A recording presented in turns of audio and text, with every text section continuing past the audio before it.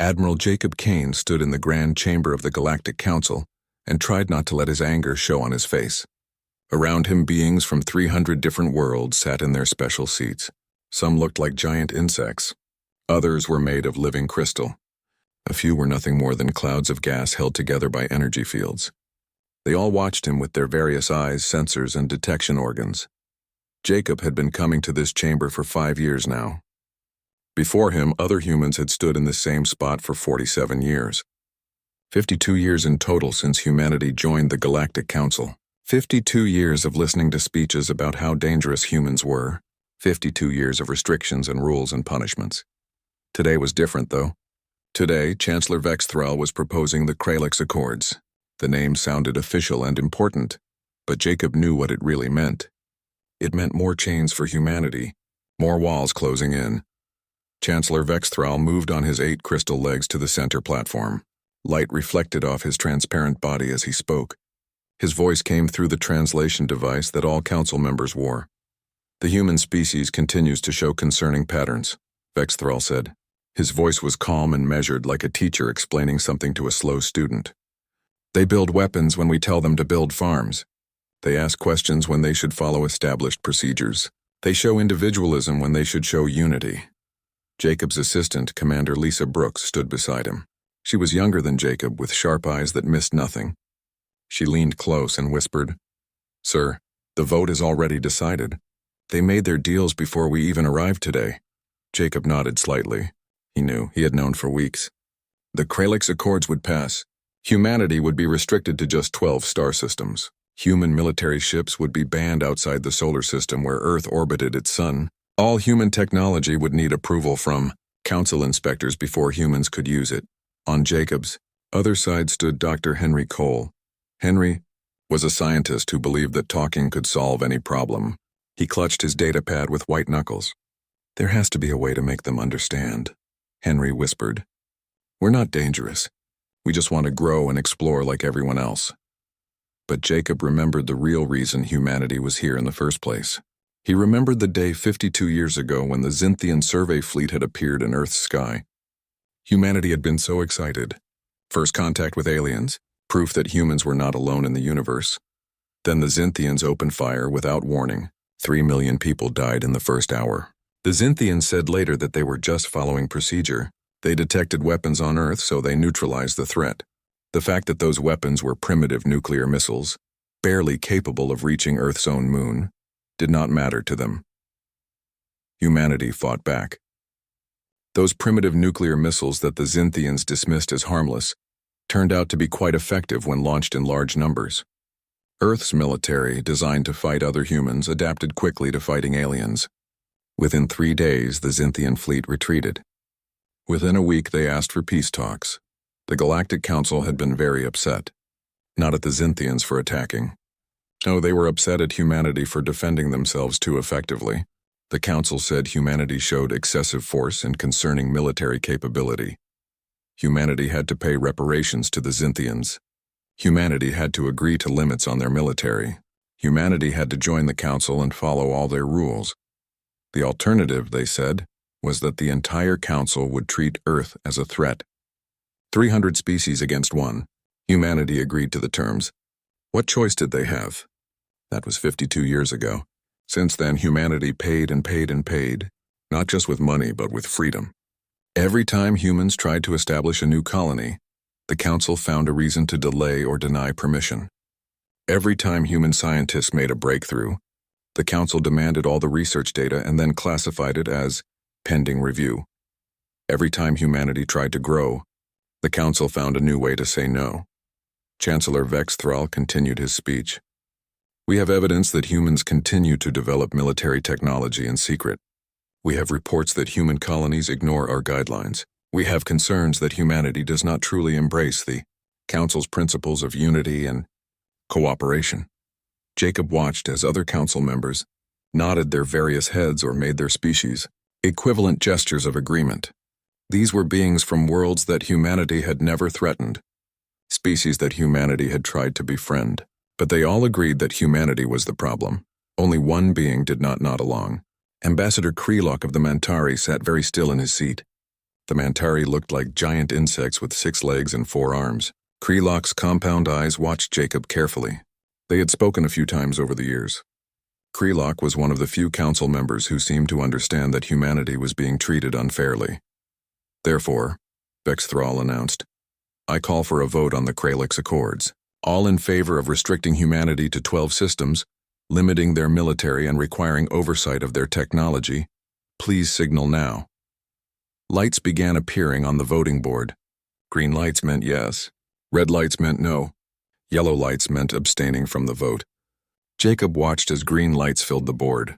200 lights. 250. 290. The entire chamber glowed green except for one single yellow light. Ambassador Kreelok had abstained. The vote is complete, Vex Thrall said with obvious satisfaction in his voice. 300-0 with 1 abstention. The Kralix Accords are now law. Humanity has 30 days to comply with all provisions. The chamber began to buzz with conversation. Council members congratulated each other. Some of them glanced at Jacob, perhaps expecting him to argue or beg for mercy. That was what usually happened when the council passed restrictions on a species. But Jacob did not argue. He did not beg. Instead, he reached up to his neck and removed the ceremonial peace chain that all council members wore. It was a silver chain with a crystal pendant, symbolizing unity among all species. Jacob had worn it for 5 years. Before him, other human representatives had worn it for 47 years. The chamber grew quiet as beings realized what Jacob was doing. No one had ever removed the peace chain during a council session. It was unthinkable. It was against all protocol. Jacob walked to the center of the chamber. His boots made soft sounds on the crystal floor. He placed the peace chain down carefully, right at Chancellor Vex Thrall's feet.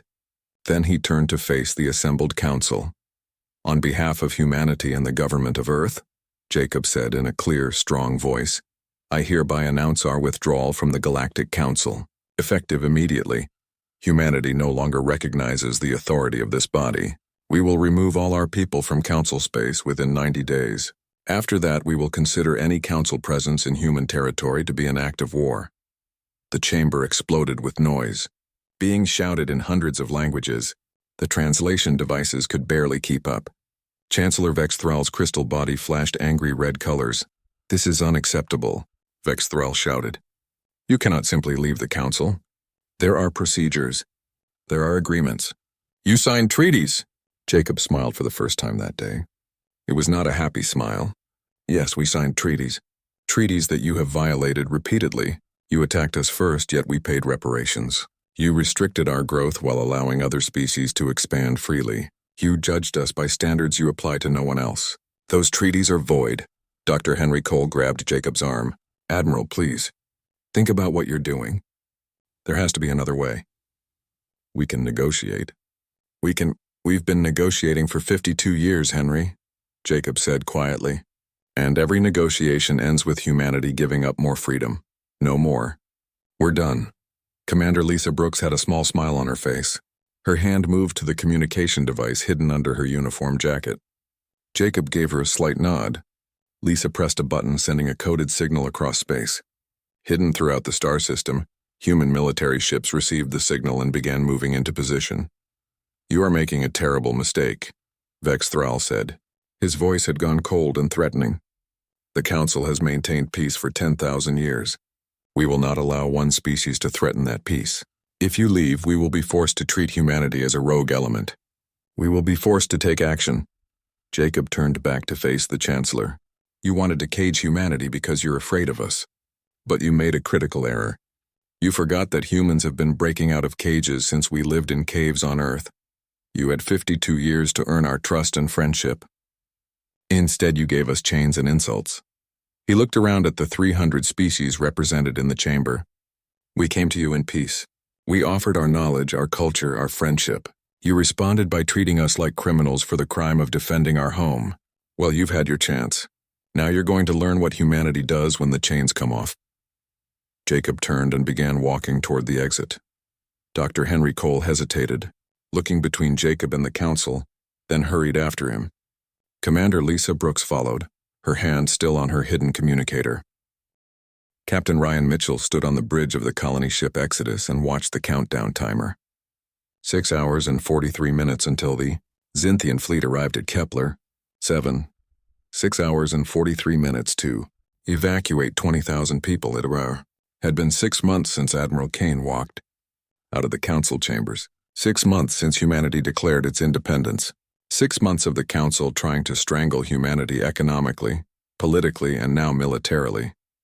The council had given all human colonies outside the Sol system 30 days to evacuate. That deadline passed 3 months ago. Most colonies had left peacefully. But Kepler-7 was one of the last. 20,000 humans called this world home. They had farms and schools and lives here. Leaving meant abandoning everything they built. Sir, the last transport just landed at the North Settlement. Lieutenant Sophie Grant reported from the navigation station. Sophie was 24 years old and had been born on a space station. She had never even seen Earth. Space was her home. They're loading families now. Estimate 2 hours for complete evacuation of that sector. Ryan nodded. Sophie was good at her job. Quick thinking and calm under pressure. The kind of officer you wanted when things went wrong.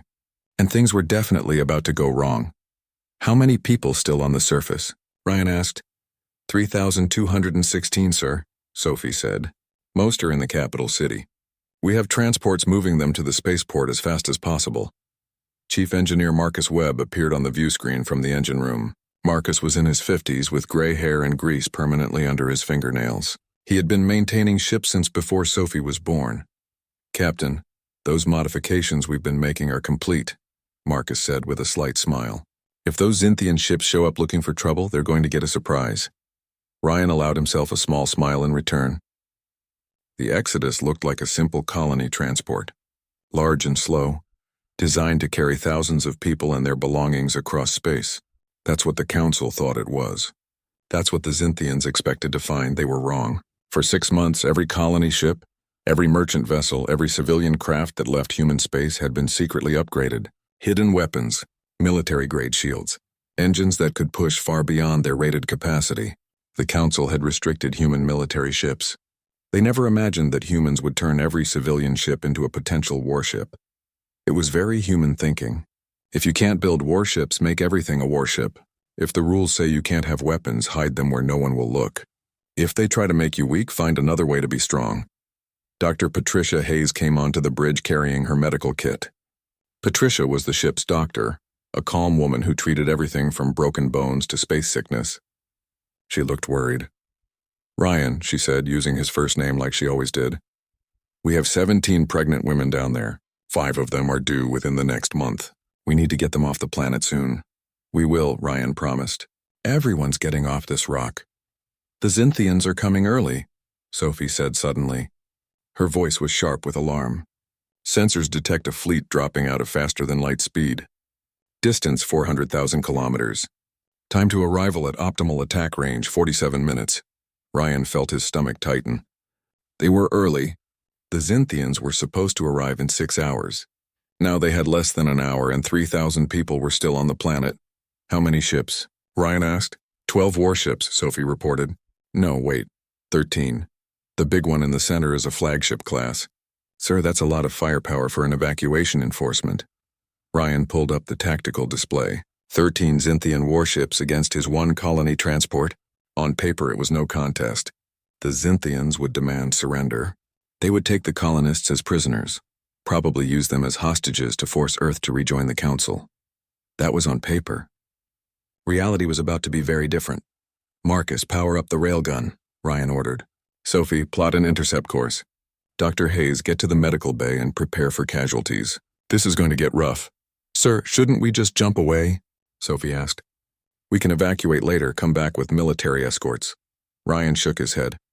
There are 3,000 people down there, families, children, pregnant women.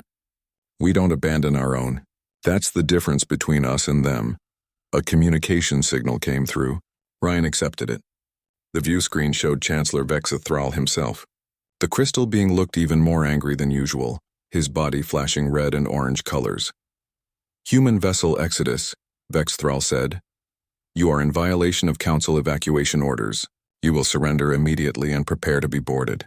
Your colonists will be taken into protective custody until Earth agrees to return to the Council. Ryan straightened his uniform.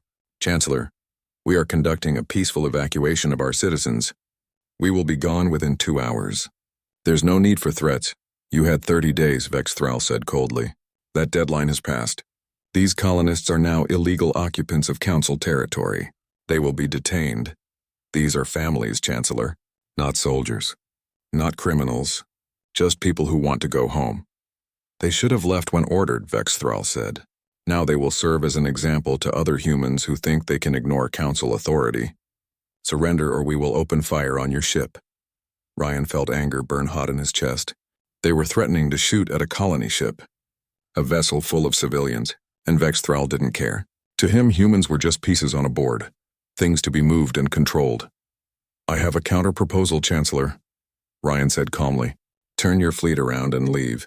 If you do, nobody has to get hurt today. Vex Thrall made a sound that the translator interpreted as laughter. Your ship has no weapons. You have no shields capable of stopping military-grade weapons. You are outnumbered 13-1. Surrender now or be destroyed. Ryan cut the communication. He turned to Sophie. Are all our people off the surface yet? No, sir. Still 2,000 on the ground. The last transports are loading now. Then we buy them time. Marcus, drop the cargo pod disguises. Bring all weapons online. Throughout the exodus, panels slid aside, revealing hidden missile tubes. What looked like cargo containers were actually weapons pods. The communications array reconfigured into a military-grade targeting system. And deep in the ship's bow, the secret project that Marcus had been building for 6 months came to life. Humanity's first combat railgun powered up. It was a simple weapon, really. Use magnetic fields to accelerate a metal projectile to a significant fraction of light speed. No explosives needed. At those velocities, kinetic energy alone would tear through any shield or armor. The Council had banned human research into railgun technology. They said it was too dangerous. So naturally, human scientists had been perfecting it in secret for decades. Sir, the Xinthian fleet is firing, Sophie shouted. Incoming weapons. Plasma torpedoes. Impact in 30 seconds. Ryan gripped his chair. Activate defensive shields. Launch countermeasures. Marcus, I need that railgun ready to fire. Almost there, Captain. 5 more seconds to full charge. The Exodus shuddered as plasma torpedoes impacted the shields. The lights flickered. Alarms blared. But the shields held. The Xinthian weapons were designed for show, for intimidation. They looked impressive but weren't built for actual combat. Human weapons were designed to kill.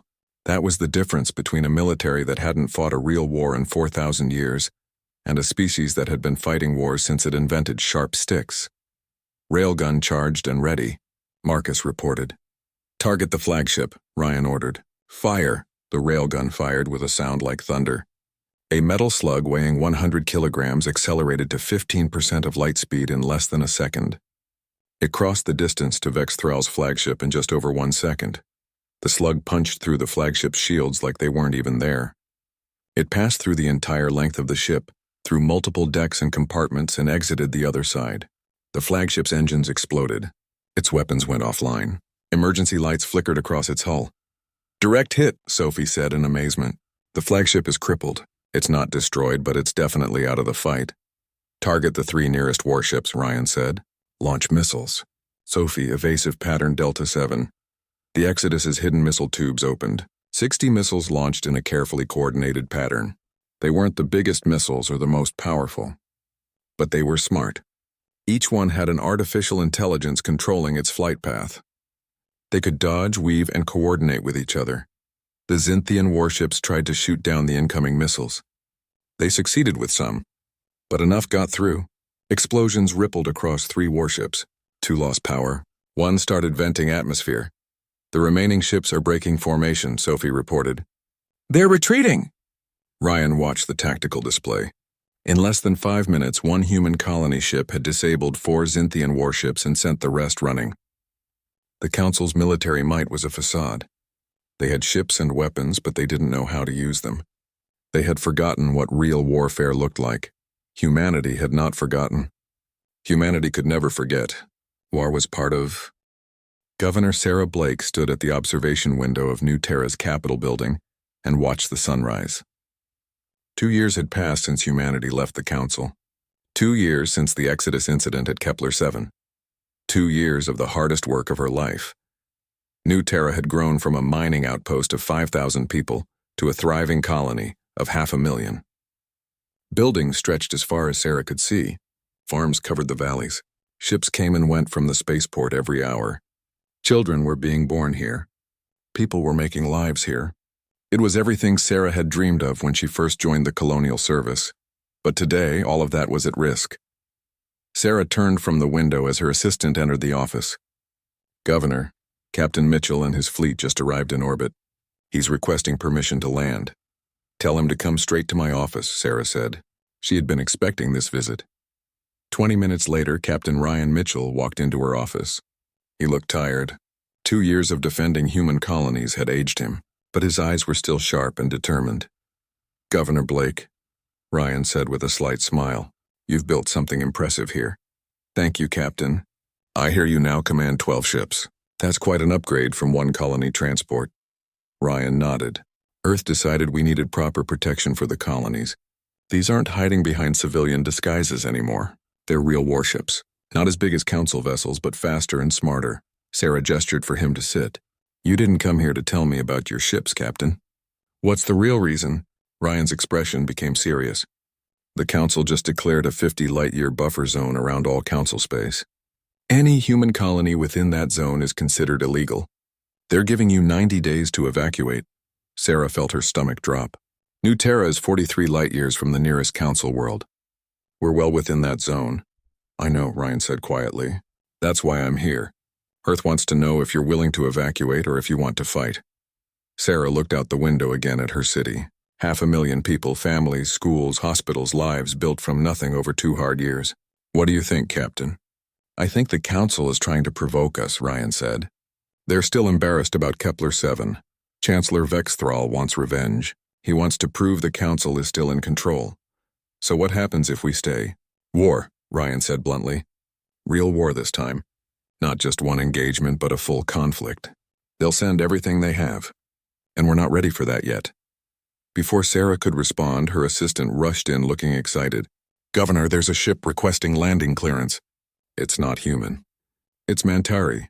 Sarah and Ryan exchanged glances. The Mantari were council members.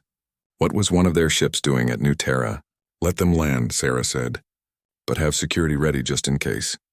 An hour later, Ambassador Krelock entered Sarah's office, the insectoid being moved gracefully on his 6 legs. His forearms carried data pads and what looked like official documents. "Governor Blake, Captain Mitchell," Krelock said through his translator. "Thank you for seeing me. I come with information that will change everything." "You're taking a big risk coming here, Ambassador," Ryan said. "The council won't be happy." "The council is already unhappy with me," Krelock said. "I abstained from the vote 2 years ago. I have been vocal in opposing their treatment of humanity. But I am not alone. Governor, there are 7 species who want to leave the council and join you." Sarah leaned forward. 7 species? Why?" "Because you've shown us something we forgot was possible," Krelock said. His compound eyes seemed to shine with emotion. "Freedom, progress, growth. The council has kept us stagnant for so long that we forgot what it felt like to move forward.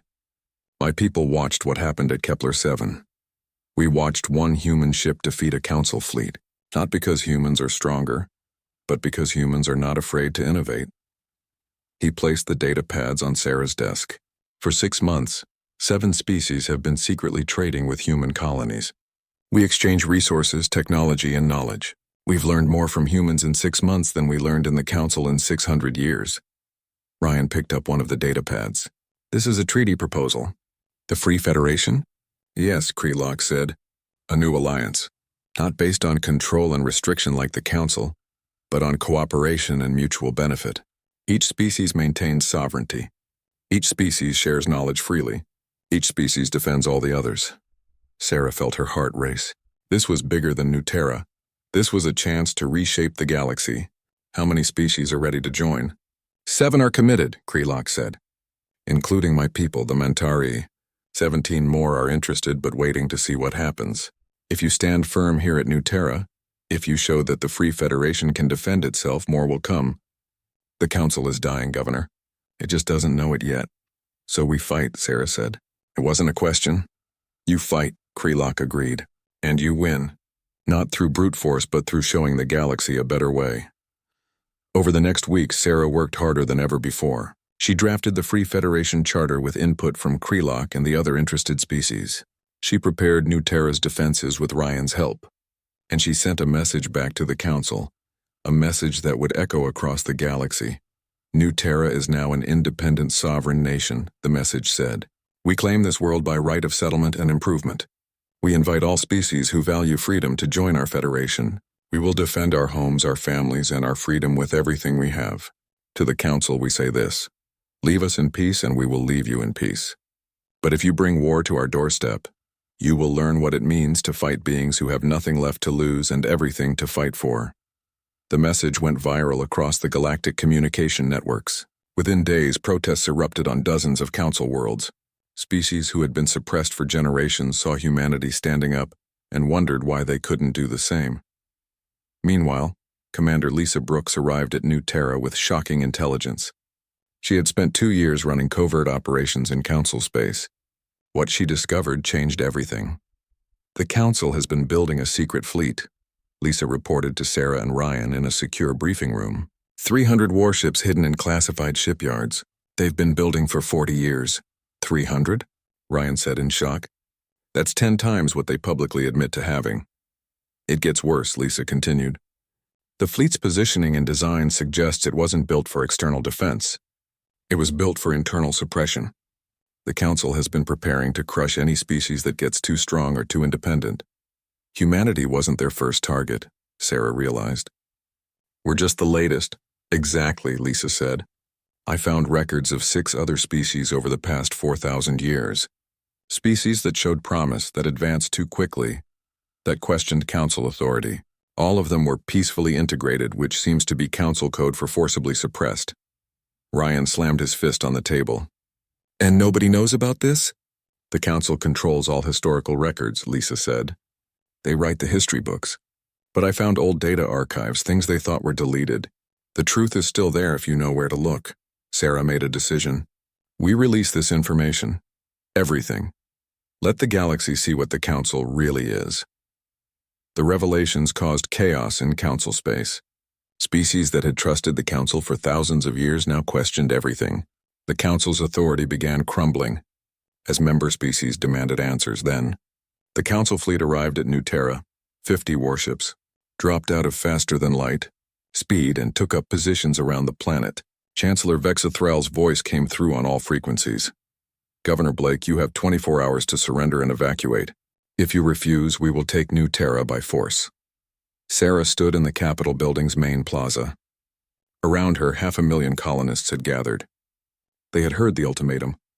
They knew what was coming. But instead of panic, Sarah saw determination on their faces. 2 years ago, we came to this world with nothing, Sarah said to the crowd. Her voice was broadcast across the planet and to the galaxy beyond. We built homes. We built farms. We built schools. We built lives. Now the Council says we have to leave. They say this isn't our home. They're wrong. The crowd cheered. Sarah continued. We're not leaving. This is our home now. We will defend it. Not because we want war, but because we refuse to run anymore. The Council had 10,000 years to earn our cooperation. Instead, they chose intimidation and control. Well, that stops today. In orbit, Captain Ryan Mitchell prepared his 12 ships for battle against 50 Council warships. The odds were terrible. But Ryan had something the Council didn't. He had engineer Marcus Webb's latest invention.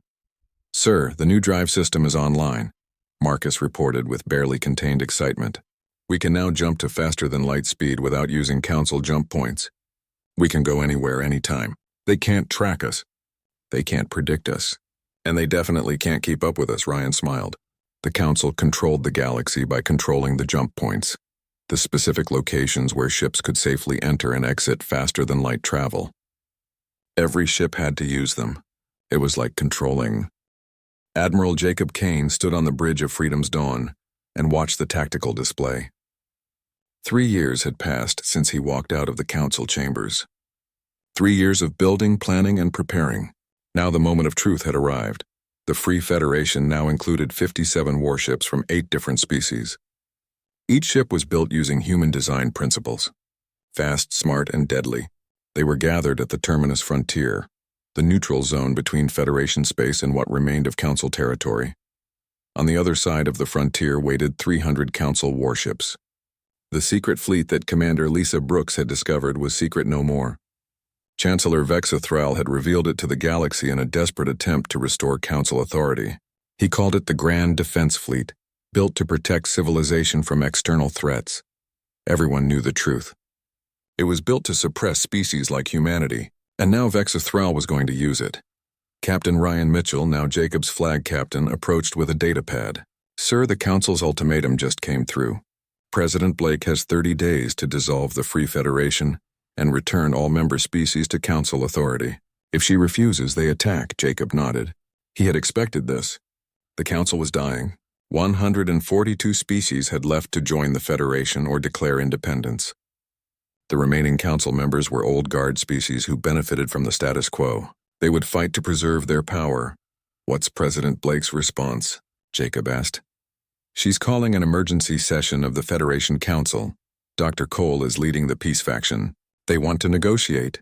Ambassador Krelock is arguing for military preparation. It's going to be close." Jacob understood the dilemma. The Free Federation had 57 ships against 300. Smart tactics and better technology could only do so much against those odds. The safe choice was to surrender, negotiate terms, and hope for mercy. But Jacob had learned something important over the past 3 years. Freedom was not something you negotiated for. It was something you took and defended.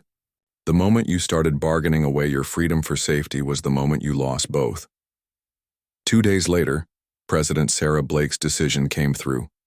The Free Federation would fight, not for territory or resources, but for a principle. No one had the right to rule another's destiny. "Interesting choice," a voice said behind Jacob. He turned to see Dr. Henry Cole entering the bridge. Henry looked older now, his hair mostly gray. He still believed in peace, but he had learned that sometimes peace required strength. "Henry," Jacob said with a smile, "I thought you'd be with the peace faction." "I was," Henry said. "I argued for 3 hours that we should negotiate. Then Ambassador Krelock showed me something. Historical records from 6 species that tried to negotiate with the Council when they became too independent. All 6 were peacefully integrated, which means they were militarily conquered and their cultures erased. The Council doesn't negotiate with species it considers threats. It eliminates them." Jacob felt a chill. So this was always going to be a war. "The moment you walked out of that chamber 3 years ago," Henry agreed. "The Council gave us a choice. Submit or be destroyed. You chose to fight. I opposed that decision then. I understand it now." The Federation fleet gathered at Terminus Frontier. Jacob addressed his captains via holoconference. 57 faces appeared before him. Humans, Mentari, Xelians, and 5 other species. All of them had chosen freedom. "We're outnumbered 5-1, Jacob said bluntly. "The Council fleet has more ships, more weapons, and more resources. If this was a traditional battle, we would lose. So we won't fight a traditional battle." He brought up a tactical map. "The Council fleet is designed for massive frontal assaults. They expect us to meet them in open space and trade shots until one side breaks. We're not going to do that. We're going to fight a guerrilla war." "Hit-and-run tactics?" Captain Mitchell asked. "Exactly," Jacob said. "We have Marcus Webb's quantum-entangled communication system. That means perfect coordination across any distance. We can split our forces and still act as one fleet. The Council can't match that. They use traditional communication with light-speed delays. We can outthink them," he continued. "We also have independent jump drives. We don't need their jump points. We can appear anywhere, strike, and vanish. They have to protect everything. We can attack anything. The strategic advantage is ours." A Mentari captain raised one of her forearms. "Admiral, what about their production capacity? They can replace losses. We cannot. That's why we target their shipyards and supply lines," Jacob said. "We don't fight their fleet directly. We destroy their ability to sustain the fleet, cut off their fuel, eliminate their repair facilities, force them to choose between protecting their infrastructure and hunting us. Either way, we win." The captains nodded. It was a sound strategy. Risky but sound. They were betting that the Council's inexperience with real warfare would be their downfall. The Council had maintained peace for 10,000 years by crushing opposition before it became dangerous. They had forgotten how to fight an enemy that fought back. The war began at coordinates broadcast to every inhabited world in the galaxy. President Blake insisted on transparency. Let the universe see who fired first. The Council fleet advanced. 300 warships in perfect formation. It was an impressive sight. Overwhelming force displayed with maximum intimidation. Chancellor Vex Thral commanded from his new flagship, personally determined to crush the human disease once and for all. The Federation fleet held position. 57 ships spread across space, not in formation, but in carefully calculated positions. They looked small and vulnerable compared to the Council armada. For 17 minutes, the fleets faced each other across the void. The galaxy held its breath. This battle would determine the future of civilization. Would the Council's order prevail, or would the Federation's freedom triumph?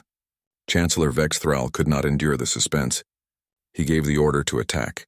300 warships opened fire simultaneously. The visual effect was stunning. Plasma torpedoes, energy beams, and missiles filled the space between the fleets. The Federation fleet scattered. Using their independent jump drives, all 57 ships vanished in flashes of light. The Council's weapons hit empty space. The grand offensive had missed completely. Then the Federation struck back. Not at the Council fleet, but at a shipyard 2 light-years away. 10 Federation ships appeared, destroyed the facility, and vanished before the Council could respond. 5 minutes later, different ships hit a fuel depot in another system, then a repair station, then a command center. Over the next 6 weeks, Admiral Kane conducted a campaign that military historians would study for generations. The Federation fleet never engaged the Council armada directly. Instead, they destroyed the infrastructure that supported it. Shipyards burned. Supply convoys were intercepted. Communication networks went dark. The Council fleet chased them constantly but never caught them. Every time they arrived at a target, the Federation ships were already gone. The Council's numbers meant nothing when they couldn't bring those numbers to bear. Captain Mitchell led a daring raid on a Council archive facility. His team recovered thousands of classified documents proving the Council's suppression of other species throughout history. The Federation broadcast these documents to the entire galaxy. The revelations shocked even loyal Council members. Then came the turning point. A Council fleet, frustrated and desperate, attacked a civilian Federation colony. The colony was clearly marked. It had no military value. But the Council commander, following Vex Thral's increasingly erratic orders, decided to make an example. Captain Mitchell's squadron arrived too late to prevent the attack.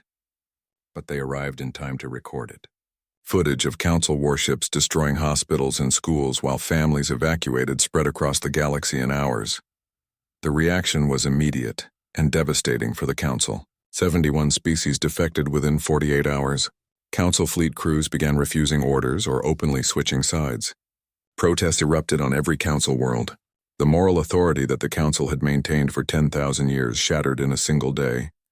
Chancellor Vex Thral, abandoned by his own government and facing criminal charges for ordering the attack on civilians, made a desperate final gamble. He took personal command of his flagship and 10 loyal ships. His target was New Terra itself. If he could destroy the heart of the Federation, perhaps the Council could still be saved.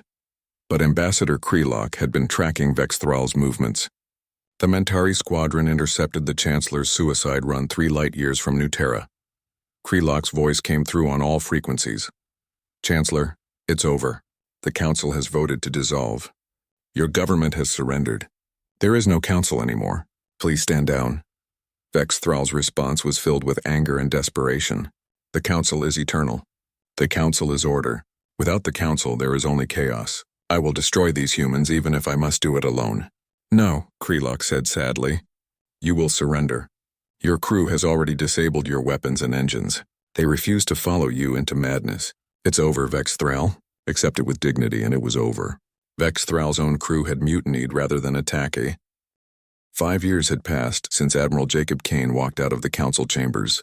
5 years since humanity declared independence. 5 years since the galaxy changed forever. President Sarah Blake stood at the podium in the Great Hall of Harmony Prime, the very station that once housed the Galactic Council. The chamber had been rebuilt.